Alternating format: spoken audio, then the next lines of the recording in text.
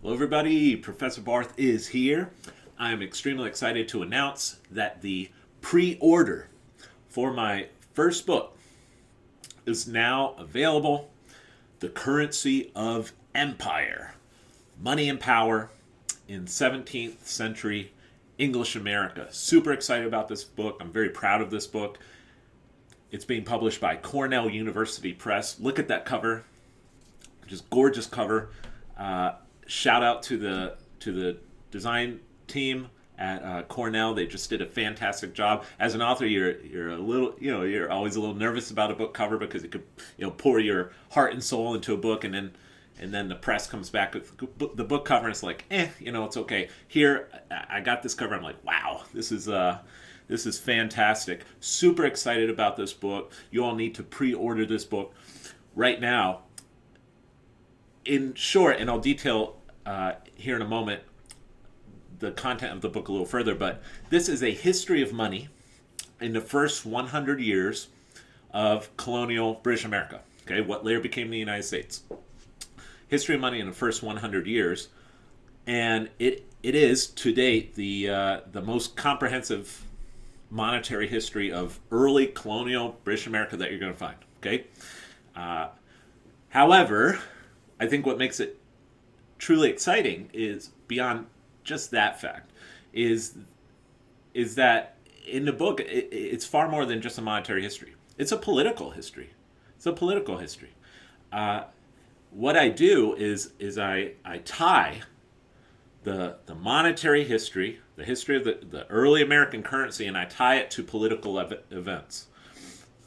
And I, in essence, reinterpret imperial politics, colonial politics in that critical first century through a monetary lens. And so, like I said, I'm very proud of this. Jamestown through the early 18th century is the period covered in this book. There's the flyer. Another thing, I gotta hand it to Cornell. I'm happy with the price. The pricing's out of my control. They priced it at $19.95. I mean, come on, $19.95, not bad. And here's the flyer. If you enter, now this is only on the Cornell website. You can order it on other websites, but if you order it via Cornell, in the checkout, type in this code 09flyer, 09flyer, and you'll get 30% off an already fairly low price of $19.95. So, you're looking at what, $15 for this book plus shipping. Not bad. Okay, a few coffees at Starbucks will sacrificing that will pay for this book. If you've been watching my History of Money lecture series on YouTube and you've enjoyed it and you want to know how to support yours truly, this is the way to support my work. Okay, this is the best way to support my work: buying the book. And I'm not going to lie. Okay, I have to be honest here, and I'm happy about this as well. I'm actually quite proud of this. I'm an open source guy. I use a Linux operating system, so I'm all about open access.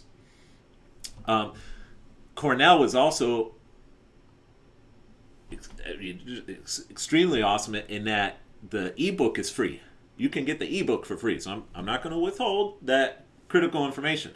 You can download the ebook for free once it comes out in May or June. I'm not quite sure when the exact release date is.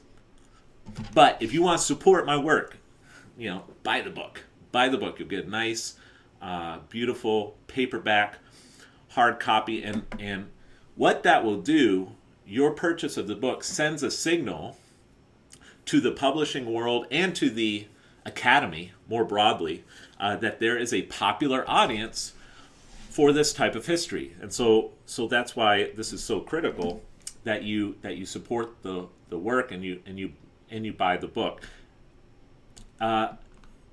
This is a scholarly academic book. Okay, it is. It's heavily footnoted. it's hardcore history. Okay, it's a hard hitting history in a very scholarly style. That being said, I think it has a broad appeal. I'm quite confident that it has a broad appeal. Actually, it's a tricky balance for any academic historian to strike, to write a rigorous, original, academic, scholarly book, while also writing something that is accessible to a popular audience, to the so-called educated lay reader. An educated lay reader is someone who doesn't necessarily have a degree in history, but they're well read, they're smart, intelligent. That's a hard balance to strike, hitting both sides. Oftentimes, historians who write a very scholarly academic book do so at the expense of a broader audience. It might be geared, they may be speaking primarily to a fairly narrow audience within their field, and there's a place for that, no doubt about it. Some of my academic journal articles fall under that category. On the flip side, there are many historians who write for a popular audience that in order to reach that popular audience, they sacrifice academic rigor. Okay, it's difficult to have your feet in both worlds. I'm not saying that I necessarily achieved that perfectly here. However, I gave it my best shot, and I think I achieved it fairly well.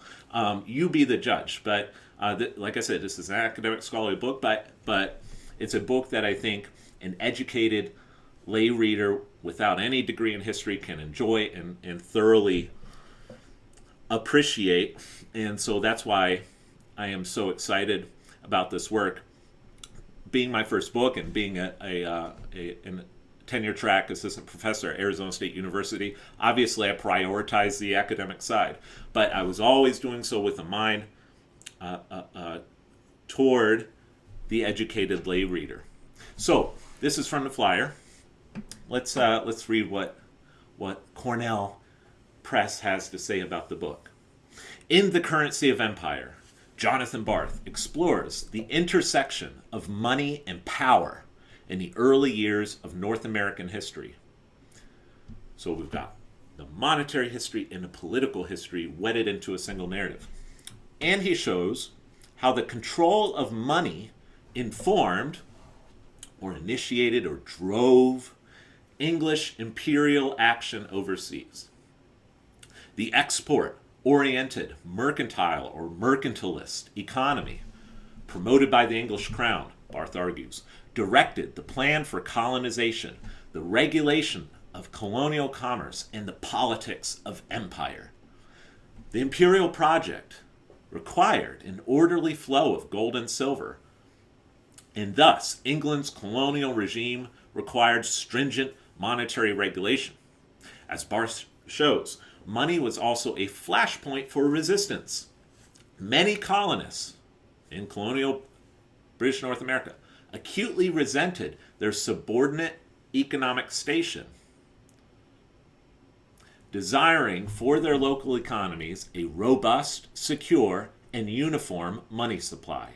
This placed them immediately at odds with the mercantilist laws of the empire and precipitated an imperial crisis in the 1670s, a full century before the Declaration of Independence. So almost everyone watching this video is obviously very well read and aware of the events leading up to the American Revolution. We learn it in school. It's when you got 1776, but you have the decade before it, the Stamp Act and the Intolerable Acts and all the rest. So we know that very well. What a lot of people don't realize is that actually in the 1670s and in the 1680s into parts of the 1690s, there were explosive, controversial political crises that erupted within the British Empire in America that almost broke up Britain's empire in America. I mean, some of these are just wild. Bacon's Rebellion is the most well known, but I mean there are other events, and as you read this history, I think many of you will will read about these episodes for the first time. Very, very fascinating stuff. The Currency of Empire examines what were a series of explosive political conflicts in the 17th century and demonstrates how the struggle over monetary policy prefigured the Patriot reaction to the Stamp Act and the so-called intolerable acts on the eve of American independence. So I'm sort of moving the clock back a little bit. Okay, this conflict between Britain and the colonies predates the 1760s. I take it all the way back to the 17th century, examine it through a lens of currency. That's the key contribution here. So again, the cover. These are a few of the editorial reviews. Three of these reviews.